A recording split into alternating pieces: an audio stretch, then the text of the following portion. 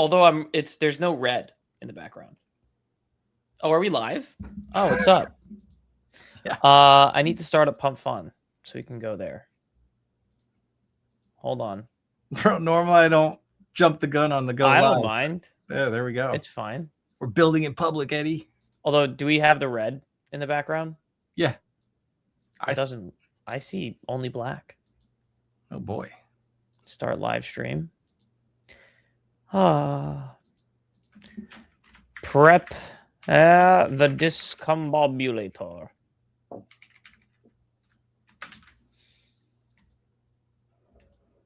Okay. We're live on Pump Fun. Send it. Dun, dun, dun. Oh, why is this frozen? It's just asking a lot. You should get a Mac Mini. That'll do it. I'm just kidding. Okay.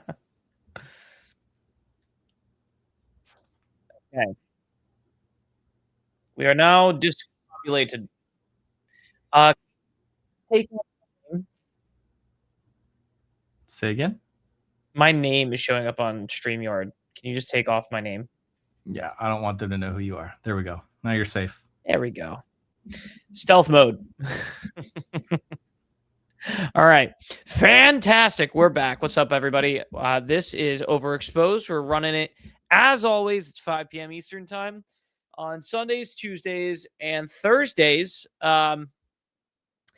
Chat, let me know something, okay? Let me know if you think I'm getting a little chubby. I'm actually trying to figure out because this is the heaviest I've ever been, but it might just be good mass.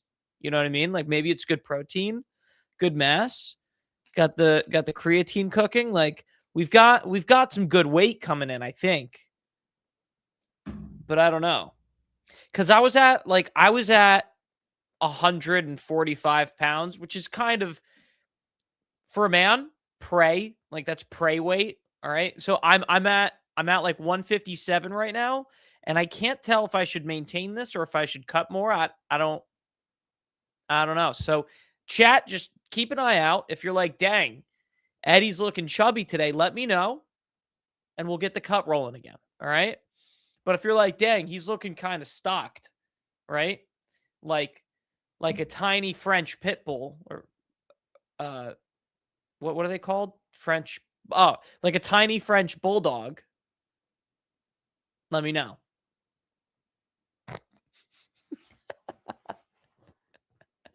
Oh boy, oh boy, oh boy. All right. Well, we got a lot to get into today. So let's go ahead and get right into that, chat. All right. You know what? Should I start with this?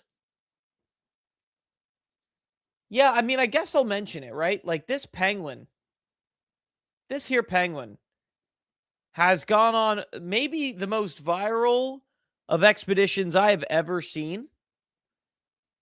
Perhaps ever. It's I mean, I'm glad to see this penguin making a comeback, but it's also like this is a 15-year-old meme. Supposedly, this entire memetic run is courtesy of the meme coin team behind the penguin token, which, if that's accurate, is wildly impressive. You've got FC Barcelona, you've got the president practically tweeting about this stuff. So this is actually unbelievable virality. Also, it's about like this being the Nietzschean penguin, but it's not. Like, I don't think Nietzsche ever really spoke about this. I've actually seen pseudo-intellectual conversations about like, actually, this is really only Kierkegaard. Only he spoke about this. It might even be Faustian. It's like, dude, oh my God. It's just a penguin running into the abyss. Now, Paul here, I thought, had a good opinion on it. To reduce the solitary penguin to a meme of depression or nihilistic surrender requires a truly pedestrian intellect. It is a diagnosis that betrays a fundamental misunderstanding of the will to power. The idea being that this penguin is not trying to die. It's not nobly giving up. It is actually fighting to live. It is fighting to live a life that is worth living, even if it is small. Even if it is short. And you know what? That's beautiful. Honestly, it might have just been a confused penguin, to be honest, or just like distracted by the mountains, which Very pretty mountains. I too would be curious. I'm not sure if that penguin knows exactly how far away those mountains are. It might have just been like, those look like a vibe. And in fairness, I get it. I'm a skier. That's kind of like a happy place for me too. So, big dog, I'm right there with you. But who knows? Maybe this was a penguin that decided that it would be reaching self-actualization then and there. And actually, let me just stay on this penguin thing for a little bit longer. There was one or two other. I want to, yeah, I think it was this. One spoke about Hold on. Everyone spoke about penguins. However, the questions I had were not so easily answered. It's fascinating for me to see that a penguin that I filmed almost 20 years ago in Antarctica for my film Encounters at the End of the World. It captures the fascination, imagination of so many people. It is something which has a story before. Before you see this penguin who walks into his own death, into the inner of the continent, into the mountains, a scientist who studies and speaks about with me about insanity among penguins. Dude, imagine having a moment where you filmed the penguin 20 years ago and it just changed your life. And you spent the next 20 years thinking about that penguin. That is what happened with Werner Herzog. Holy crap. This guy has gone through the last 20 years of his life. This guy has gone through the last 20 years of his life just thinking about this penguin. And even prostitution among penguins. What? And what? Wait, what? What are they up to? Yo, okay. part of it is also my voice. I learned a lot from a crime TV series, Unsolved Mysteries. And there was this ominous voice, and it says, for I love this guy. This guy is actually phenomenal. example, and the dentist returned home and his door was ajar and he finds blood everywhere and he knew there was something wrong, terribly wrong. And then he finds his wife at the floor in the kitchen. You know what's crazy? This guy is actually also talking about the fact that you could just train your voice to sound like anything that you find cool. Like, he found crime scenes cool and this ominous voice about a crime cool. And then he just trained his normal talking voice to just be like a color commentator for a murder, right? Like, what? What? Honestly, that's not like, if I just find a voice, I did this once actually.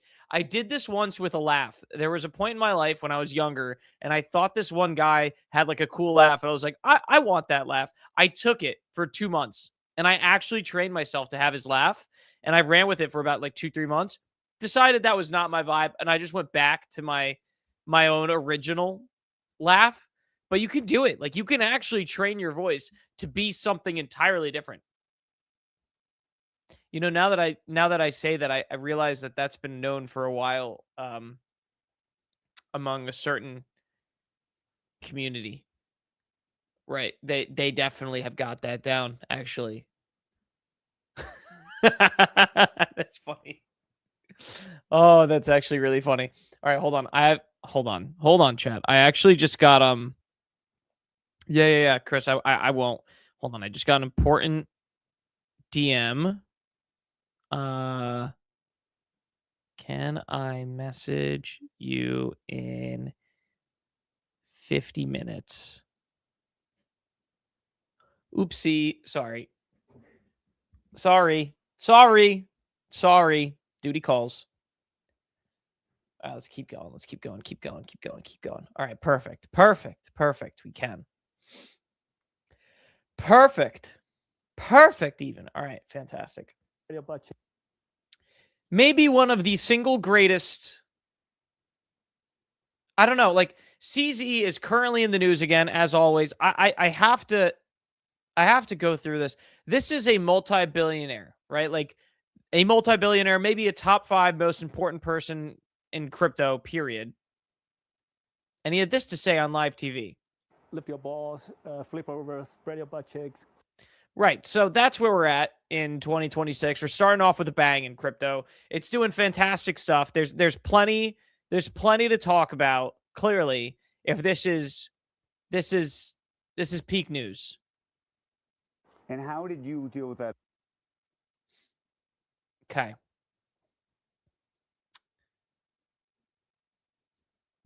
One second.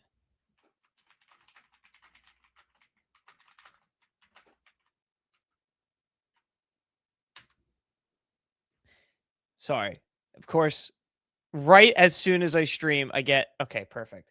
I get literally every single DM ever.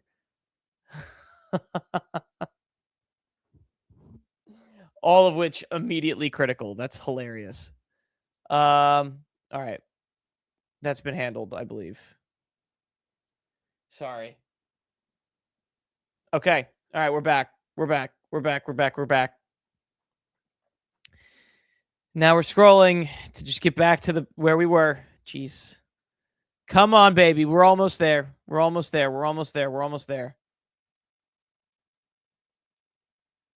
Where are we?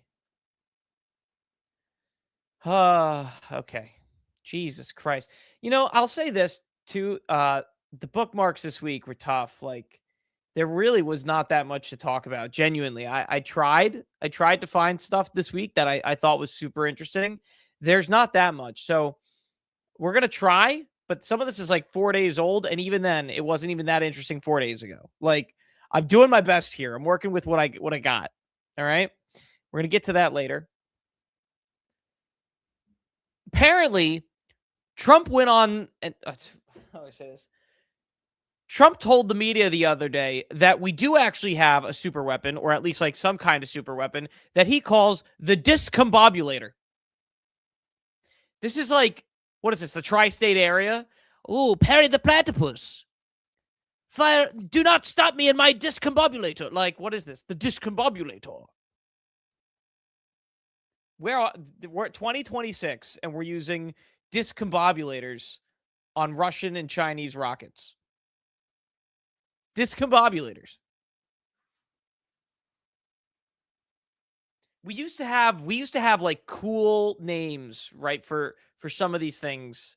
The Tomahawk, the cruise missile. The acoustic signature, whatever, like whatever you want to name it. The Discombobulator. So ridiculous. Oh man, we are truly living in pure comedy at this point in time. Fire up the Discombobulator. No, yeah, like what's the worst thing that could happen to the United States? We just get attacked by Perry the Platypus, shuts down the Discombobulator with his like fedora. What? Oh boy. I gotta say though, that has got to be one of the funniest names for a weapon maybe ever used. Like an actual serious weapon that probably cost the United States billions of dollars. The Discombobulator.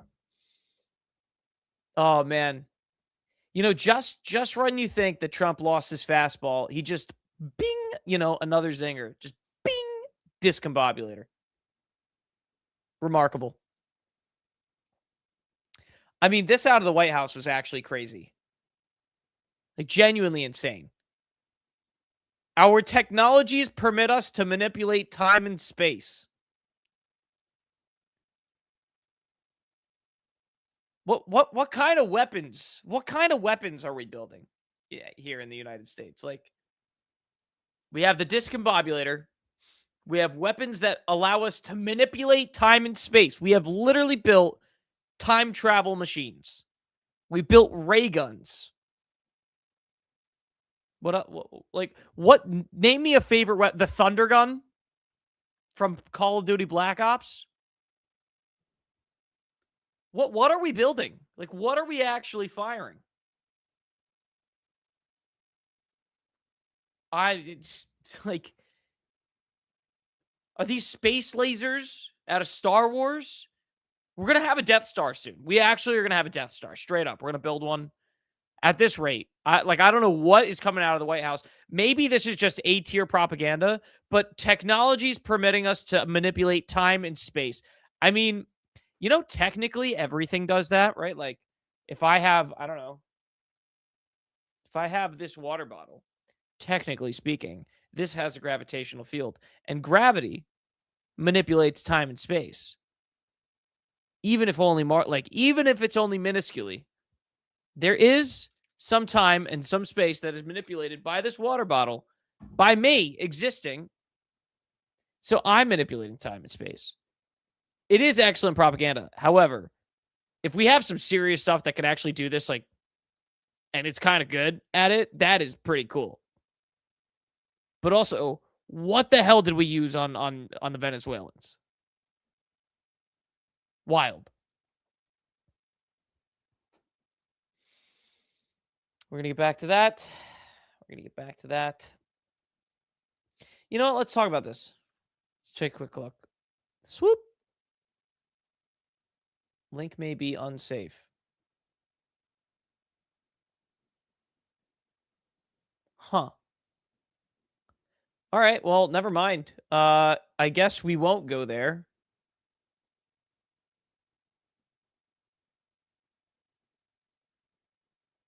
All right. Well, never mind. Never mind. Never mind, chat.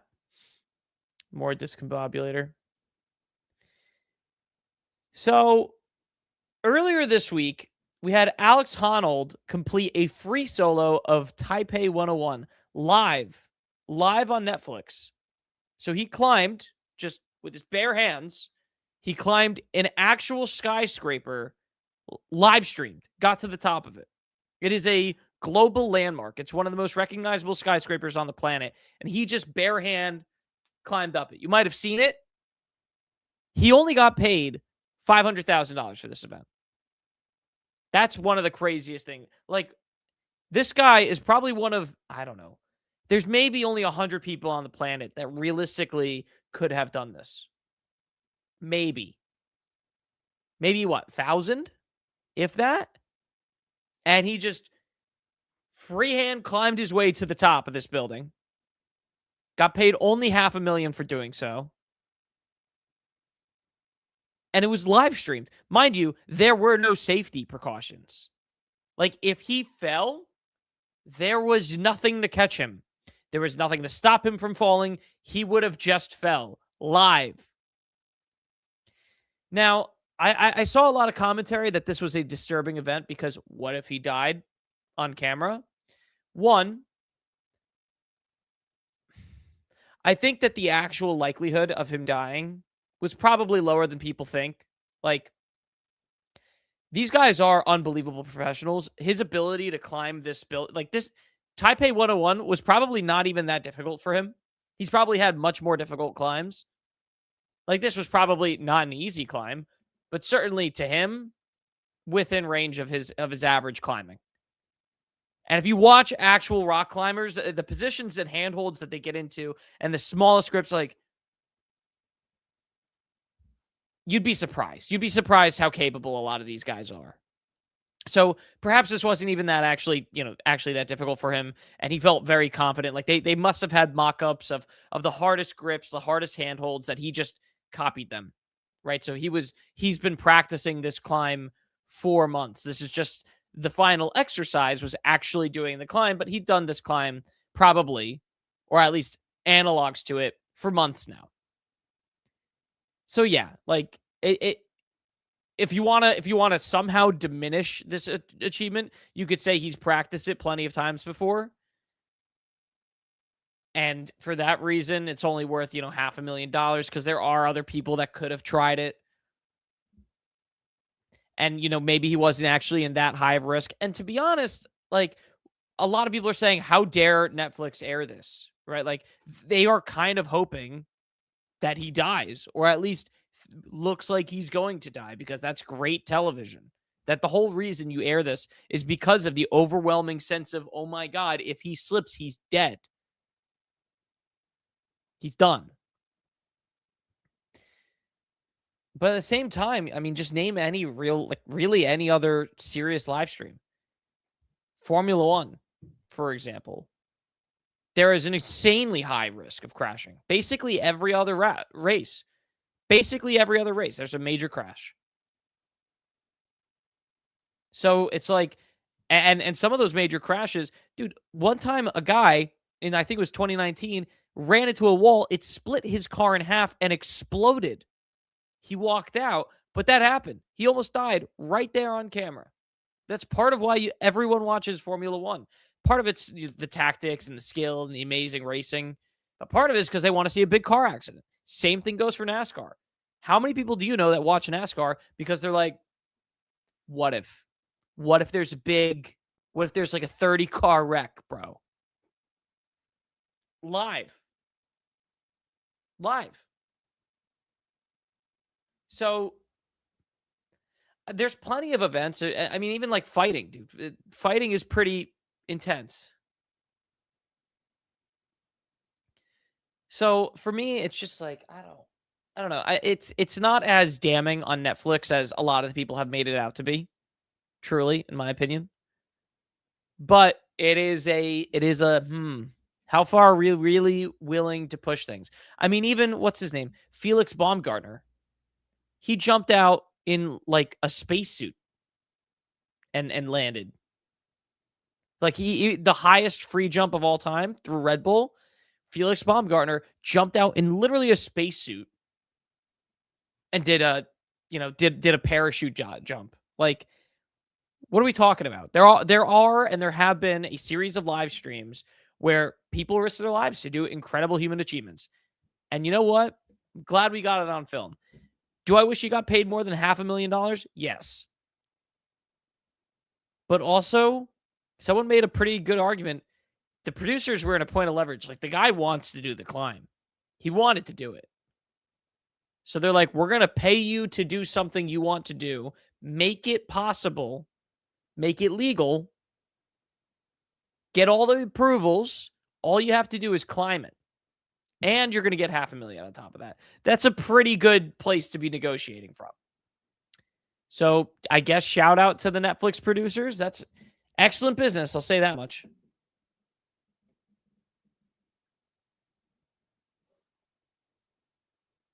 Let's see what else. This was a great tweet from Mary. My basic model of modern artificial intelligence labs is that they are like emotionally intense graduate school programs, but with unlimited money. Mary, and this is a friend of mine, so I know she's not lying about this. My friend is dating a guy who works at one of the frontier research labs in San Francisco, and his sole job is to think about and come up with a big idea every 6 months. So his working day consists primarily of long walks spent pondering. Who's getting these jobs? We're talking about the AI job apocalypse, right? That's what everyone's afraid of. And there are guys that are actually genuinely working jobs in San Francisco where they log into work and it's like, I'm just going to go get a coffee and think for the next 8 hours. And I'll come back with an idea in 6 months. And they pay him probably $300,000 a year. One, where do you get those jobs? Two, how good are these guys' ideas? Like, what kind of idea is he thinking about? How big is his brain? When he comes up with an idea, does a light bulb just turn on? Like, what kind of ideas do you have to be coming up with to get paid to think and come up with one idea every 6 months? One. Albeit a good one. The fact that this is real is actually crazy to me. Like, what an insane... what is considered a big idea? That's exactly what I would tell a woman if I was unemployed. Babe, don't worry. I'm working. What are you doing? Just chilling. Thinking. Once every 6 months. Unbelievable.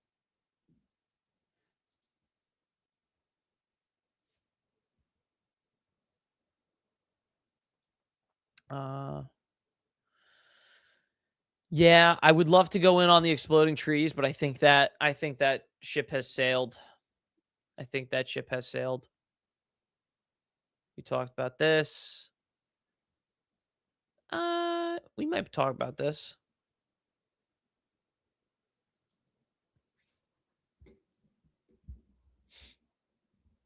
Let's see. It's just every few months people turn on BNB, and honestly, in my opinion, kind of rightfully so. Like, what happened here? Polymarket talks about Kalshi. Kalshi, Polymarket sucks. Opinion, which is the BNB chain prediction market, they ran $1 billion of volume on one of the smaller Fed rate cut markets where, yeah, Kalshi and Polymarket did something like, I don't know, $100 million combined. This tiny prediction market ran $1 billion of volume through it. Like, where is this money coming from? What is going on here, dude? It's almost ridiculous. It's not actually, it's not almost. It is definitely ridiculous. Like, what are we talking about?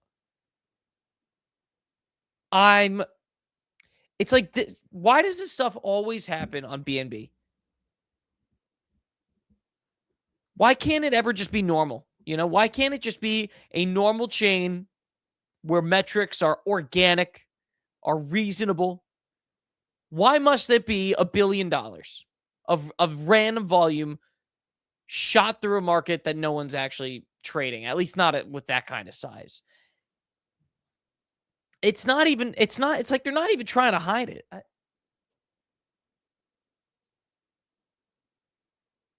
Wait, is he actually trying to? He's supporting this. Macro is our number one priority. We are building the deepest liquidity where pro traders price macro and long tail exposures. High open interest here reflects capital expressing real beliefs over time. As you can see, our volume has been built up steadily over time. Oh boy. So they're trying to defend that as real. My guy. There's no way. There's simply no way. There is simply no way.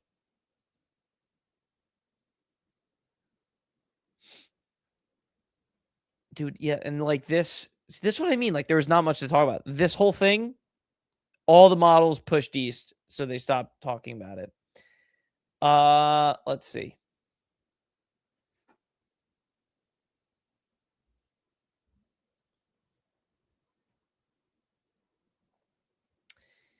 Yeah, it's funny because every single time that the Super Bowl comes around, people find the oldest tweets you've ever seen, and it turns out that there's always someone that predicted something. Like, nothing can ever happen on the planet without someone having perfectly predicted it a decade ago. This guy, when Drake May was 9 years old, tweets, "Holy crap, Drake May is the best athlete I've ever seen, playing up a league and still the best in the league." He was 9. He was 9 years old. He's still here. The guy is still active. He saw his own tweet. Elite ball knowledge.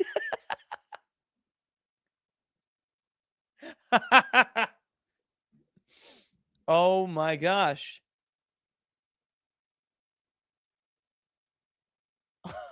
It's actually insane. How did this guy call this? I mean, that's ridiculous. That is an unbelievable tweet. From 2012, he called Drake May. 2012. That's like, where's the other one? I got to find the other one. Where is it? Where is the tweet? Where's the post? I can't find it right now. Damn. Yeah, it's like this one. John Boogie, 400 followers. His last tweet was in 2016.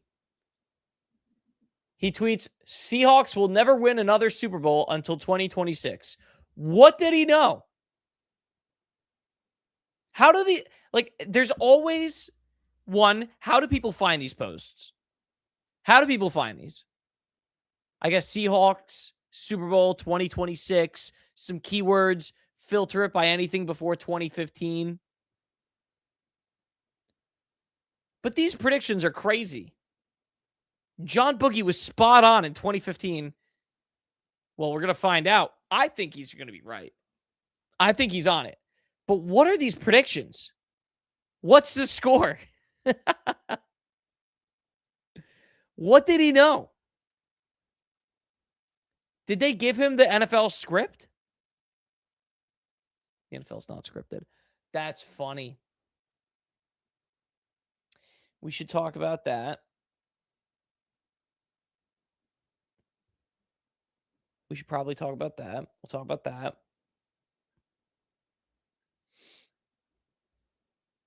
We'll talk about that and that. All right, cool. Cool. We have some stuff to talk about today. Good.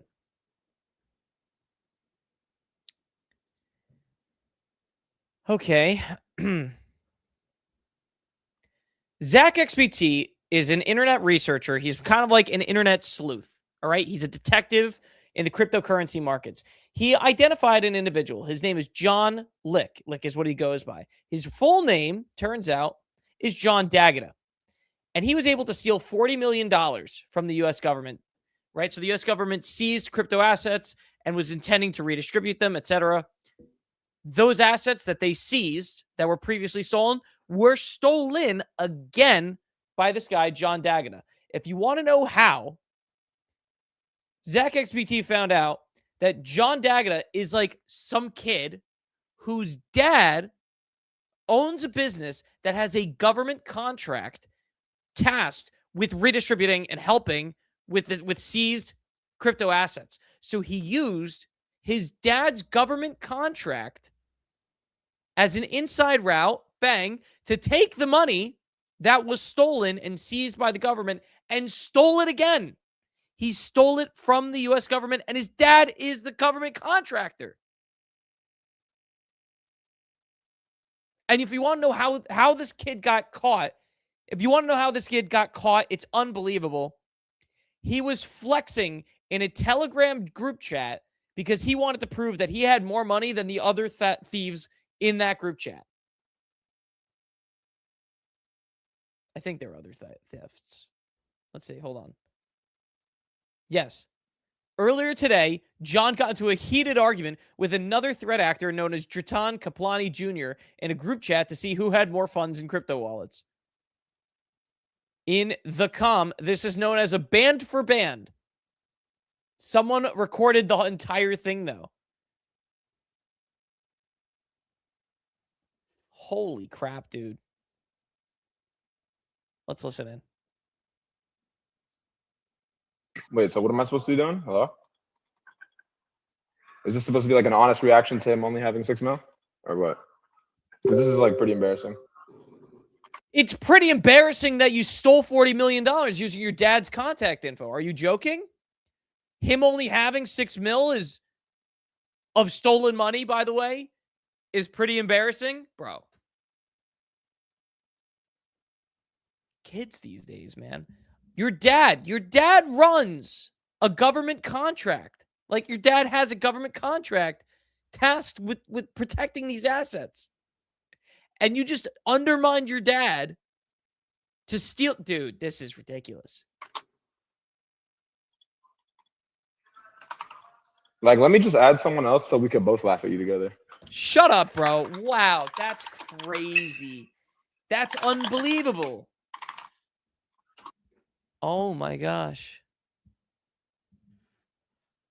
Wow.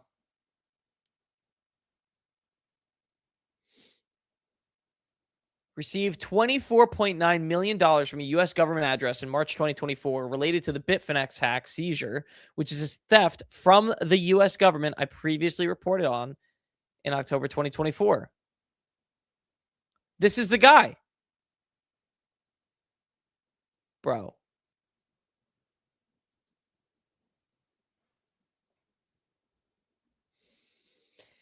You can't with kids these days, really. Like, this is actually unbelievable. This is fantastic work. I mean, truly.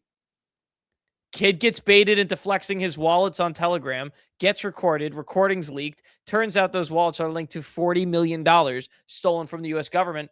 And his dad's company has a contract with the US government to handle liquidation of seized crypto assets.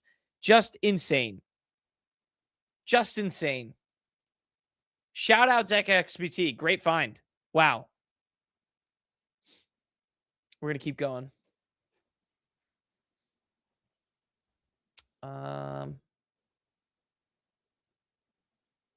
Yeah, I like this.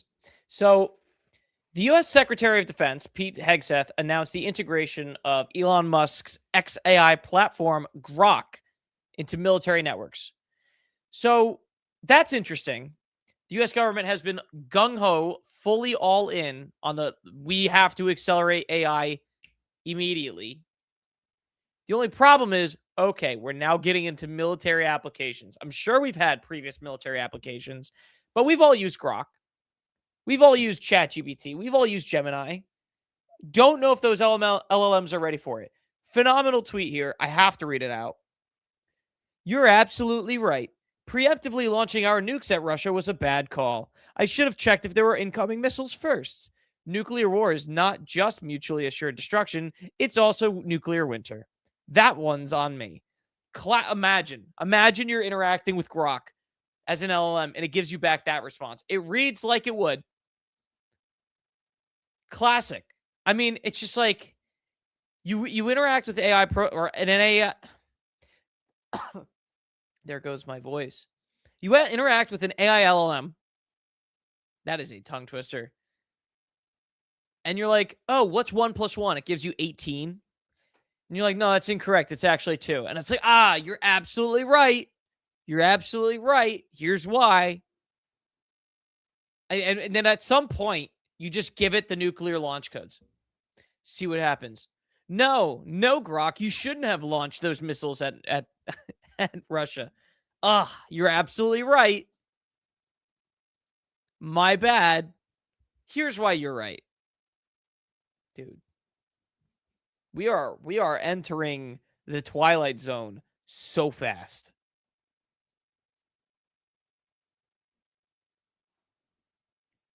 Let's see. I'm going to comment on this one. We're going to decide what we do with this after the fact, but I'm going to comment on this. Kanye West has officially apologized. Let's see. Kanye West took out a Wall Street Journal ad to apologize for past anti-Semitic remarks. Okay, so he paid for an ad in the Wall Street Journal, which, by the way, for obvious reasons, is pretty funny.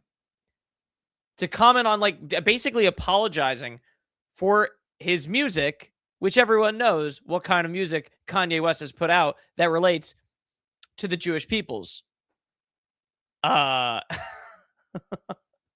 Actually crazy. He put out a statement, and honestly, whether it's his publicist or whoever it is, it seems like an actual heartfelt apology.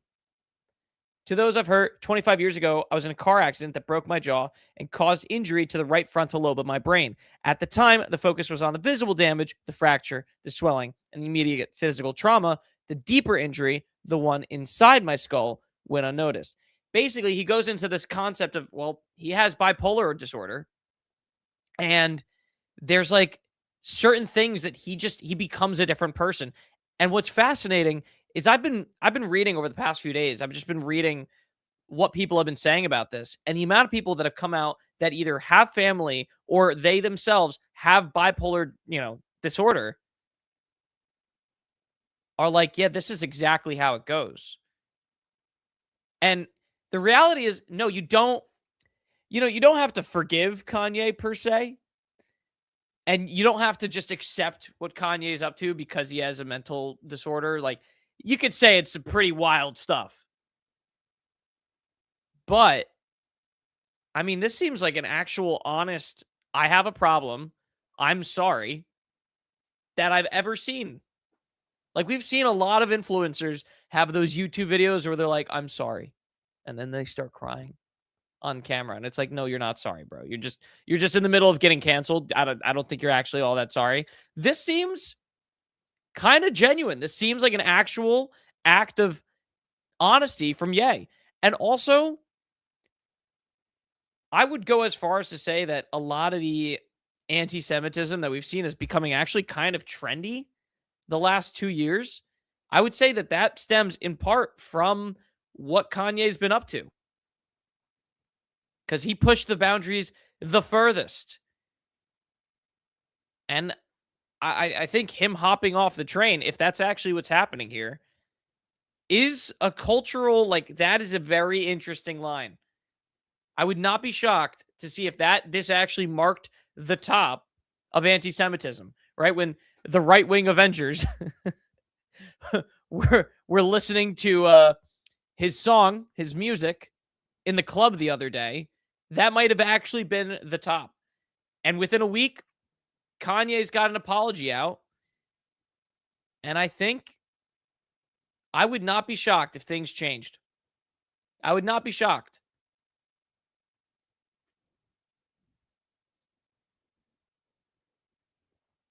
What else we got?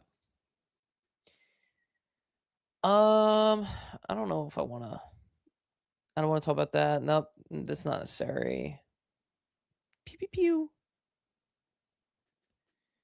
Oh, I do want to talk about this. For anyone that's been missing this, there's been an emerging trend where there's actually a group of people talking about this nonstop on Threads.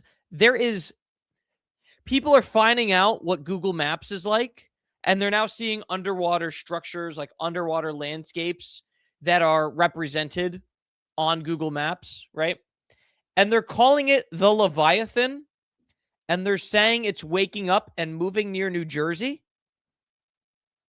They're likening it to like an underwater reptile, like the Loch Ness Monster, but a bajillion times larger. And they're saying, the best part, they're saying that the snowstorm, like Winter Storm Fern, was genetically, was like put together by the U.S. government and forced to happen at the exact same time that the Leviathan was moving up near New Jersey, because that way the cold winter weather could freeze the Leviathan and send it back to a deep sleep.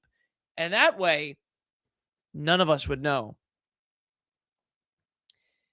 I don't know what's going on Threads. I don't know what the conspiracy theorists are up to these days, but this is kind of cool. And honestly, the amount of times that the conspiracy theorists have been right over the last 20 years, if they were right on this one, that's kind of electric. I mean, look at this thing.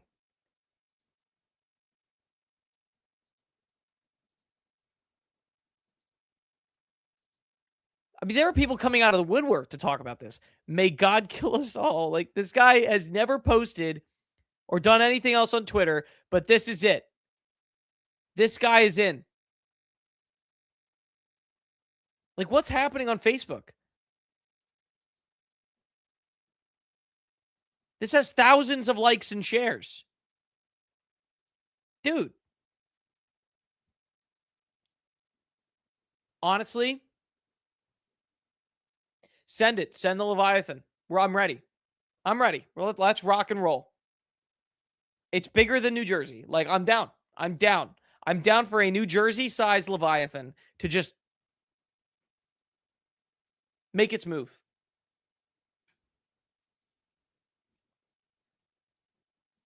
What else we got?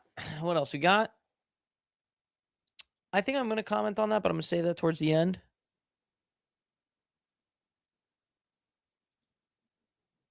How many hours do you think you have good hours every day?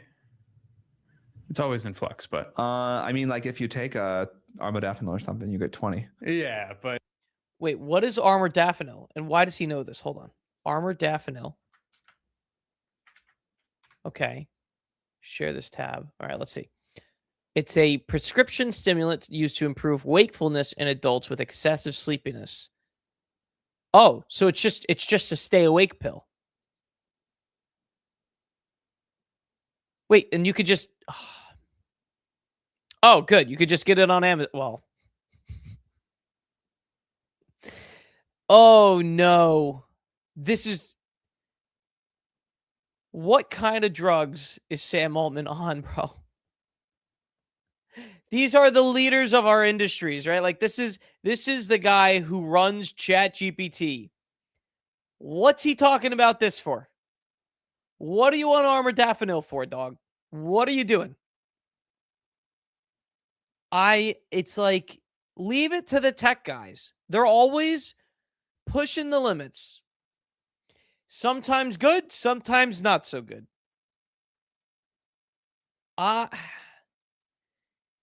The like rise in people that are just taking whatever, like taking anything.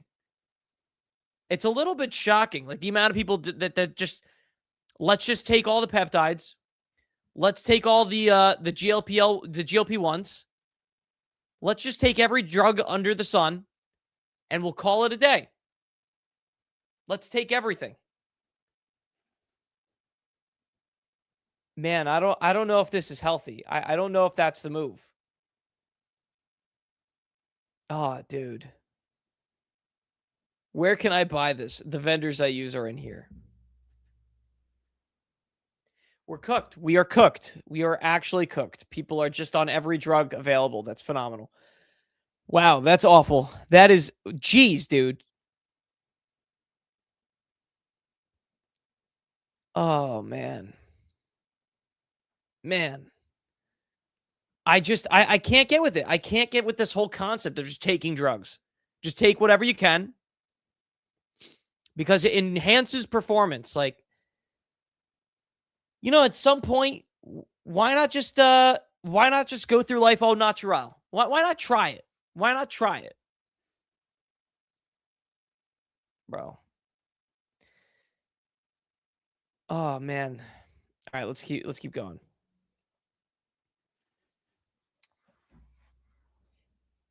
So, we finally get the opportunity to bet on the coin toss for the Super Bowl, and then the odds they give us are like 48, 49% to 49%. They're not 50-50. You might think it's a coin toss, it's 50-50. That's not what the numbers here say. This is from FanDuel. It's like 48, 49%. They're just rinsing us. Like these gambling companies, these casinos are there. You'd think that they'd offer it as a promo. You'd think for the simplest bet, heads or tails. This has been a bet that has gone on since the beginning of time. This or that. 50-50. What do you think it's going to be? The oldest bet in the book, they're charging a 2% vig on or whatever it is. What, like, I'm just going to go down to the bar and slap a $5 on the bill and say, does anyone want to put a $5 on with me? Like, what is this for? Is this for the guy that wants to put $500 million on the flip and just can't find someone to match him? I mean, we're talking... We're like, how do you advertise this? How do you advertise, yeah, on the most basic bet that we have on the books, we're rinsing you. We're absolutely taking you guys out back and just taking all the money out of your pockets. Welcome to sports gambling, man. It's like, this is why I don't play these games. It's why I don't sports gamble. Because the coin toss, the 50-50 coin toss is getting 49-49 odds. What are they doing when it's harder to tell? When I can't tell that it's supposed to be 50-50, what are they giving me on a 70% chance thing? They're saying, looks like it's only a 98% chance of happening. Realistically, only 7. Like, what's the actual numbers going on here? I don't trust the sports books, man. I don't trust them at all. They're regulated. They're regulated to all hell, right? Like they're locked down, supposedly, and I guess to protect the consumer from what? A coin toss that's not 50-50? I mean, they're just spitting in your face with this stuff.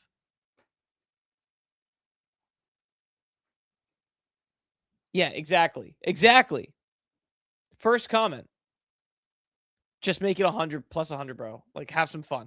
Exactly. Like, what's so hard about actually just taking the loss, making this a promo? Maybe paying people out $1 on each side, or even like 10 cents on each side, just to be nice as a promo.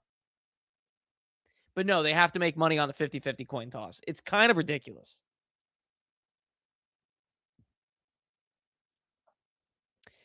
I'm going to talk about that. Yeah.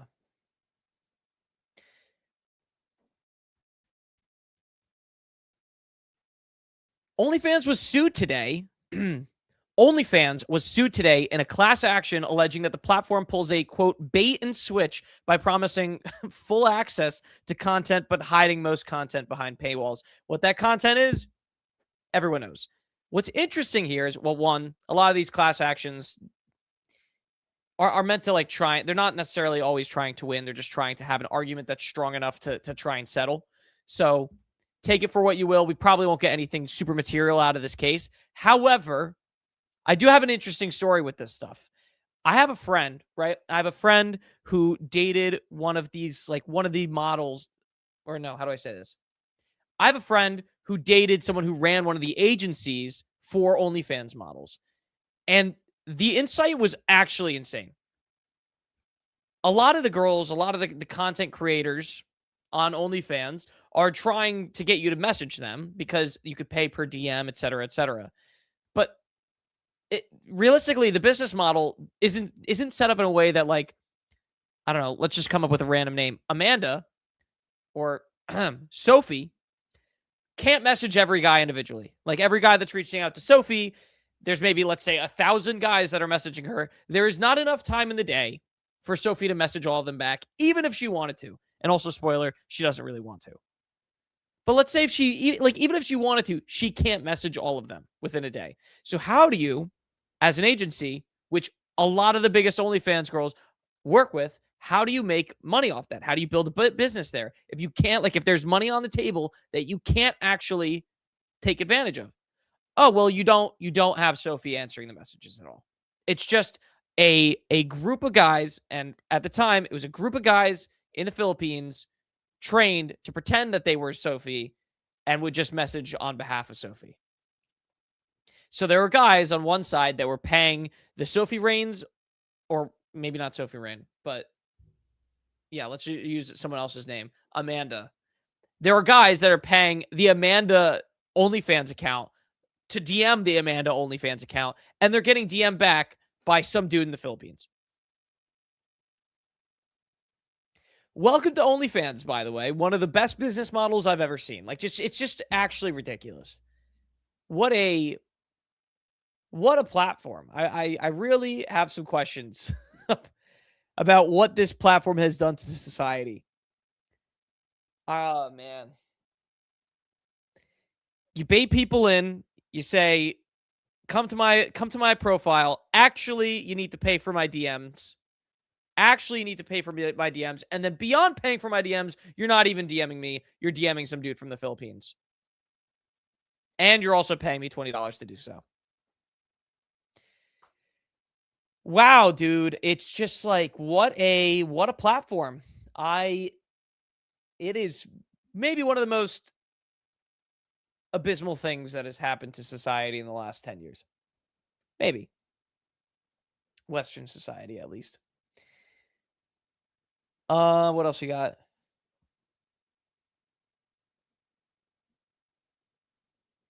Maybe. Yeah, I think we got like 2 or 3 more things, and we're gonna call it.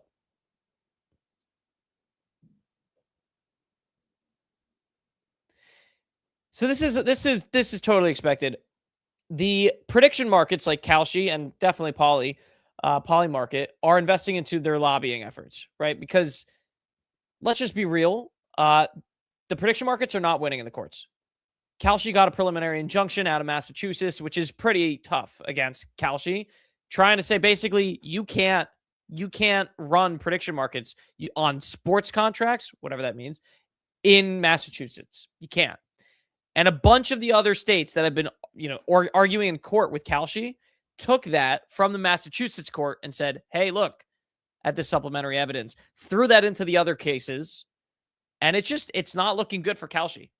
And by extension, that does affect and impact all other prediction markets. They're not doing great. The prediction markets are just not winning on the lobbying front. The gaming lobby, aka casinos, is pretty huge. And the arguments, I mean, the laws, it looks pretty kind of in favor of the casinos anyway. Like, the wording doesn't look great for prediction markets, especially on sports contracts. So it's unsurprising that Kalshi and others are definitely looking to double and triple down on their lobbying efforts, because otherwise, I mean, I don't know. It's not looking great on the sports front. It really is not. I mean, generally speaking, right, like prediction markets in the general world, whether that's on politics or whatever else that you'd think about, when you're talking about prediction markets of 2023 or 2024 or 5 even. But now, with how heavy they've been going to try and get into the sports market, because it's huge. You can't fault them. It is a huge market. They're not winning. They're losing.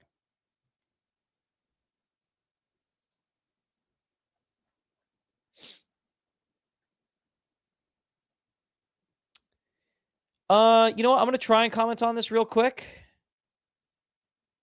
And if I can't, I can't, but we'll try. There are those in the immigrants' rights community who have argued passionately that we should simply provide those who are illegally with legal status.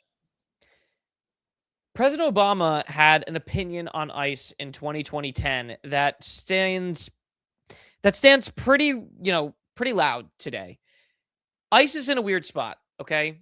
The whole situation in Minnesota is a little bit insane. I mean, we're talking about a situation where there's not even the most illegal immigrants in the country, or undocumented immigrants in the country are not in Minnesota. They're elsewhere, like in Florida, wherever else. So from a political standpoint, it seems kind of overblown, if not way overblown, and almost performative from the government to be making such a stick of it in Minnesota specifically. And it probably is. It probably is politically performative. But at the same time, it's like unclear how you run a country without actually having an ICE or ICE equivalent, like a Homeland Security. Because what are borders for? Like borders have a reason, right? And that's kind of how you define a country, is by its borders. And the problem is, okay, the hard part, or at least one of the hard parts, is if you are to say, okay, you can let in X amount of undocumented immigrants, you can let in an infinite amount. While the right currently is saying, well, the left is just bringing them in for voters. If the right can't use this as a reason to get them out, right? Like, or get left-leaning undocumented immigrant voters out, they'll just run the same playbook back. Like, this is the problem with this is it is innately, like, it should be a bipartisan issue, because both sides, anytime you see one political side take a stance on something where, like, hey, the other side is doing this thing that's weird, right? We don't like this. For example, gerrymandering. Gerrymandering, the first time it happened, was like, whoa, dude, what are you doing? You are completely screwing up this district. It looks like a joke. Like, this isn't a real district. You're just doing this for political reasons. And then it was like, well, that's kind of okay. Both sides ended up gerrymandering the hell out of districts for the rest of time. We have districts that look like, spirals, because both sides are basically allowed to do it. And you end up with this weird situation where there are laws that try to prevent stuff like this, because without it, you don't really have a country, or at least you don't have a real viable political system. I think Obama, it actually put this remarkably eloquently, and it's just worth a listen. Or at least ignore the laws on the books and put an end to deportation until we have better laws. And often this argument is framed in moral terms. Right. Why should we punish people who are just trying to earn a living? That's pretty big, by the way. I totally empathize with it. A lot of the people who do come over to the United States illegally are doing so because it's actually, like, they're just trying to do better for themselves. It's not this, like, heinous crime that a lot of people, whatever, have been trying to make it out to be. Like, a lot of people really have either no other options or this is the single best option, and they are just trying to fight for their family. And that, I can empathize with that, as we all should. I recognize the sense of compassion that drives this argument. But I believe such an indiscriminate approach would be both unwise and unfair. It would suggest to those thinking about coming here illegally that there will be no repercussions for such a decision.